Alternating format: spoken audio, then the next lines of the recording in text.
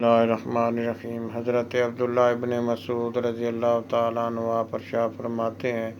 کہ نبی کریم صلی اللہ علیہ وآلہ وسلم کا ارشاد ہے کہ بنی اسرائیل میں سب سے پہلا تنزل اس طرح شروع ہوا کہ ایک شخص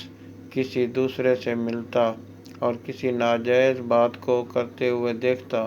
تو اس کو منع کرتا کہ دیکھ، اللہ تعالیٰ سے ڈر، ایسا نہ کر، لیکن اس کے نہ ماننے پر بھی وہ اپنے تعلقات کی وجہ سے کھانے پینے میں اور نشست و برخاست میں ایسا ہی برتاؤ کرتا جیسا کہ اس سے پہلے تھا۔ جب عام طور پر ایسا ہونے لگا تو اللہ تعالیٰ نے بعضوں کے قلوب کو بعضوں کے ساتھ غلط کر دیا، یعنی نافرمانوں کے قلوب جیسے تھے ان کی نحوست سے فرما برداروں کے قلوب بھی ویسے ہی کر دیے۔ پھر ان کی تائید میں کلام پاک کی آیتیں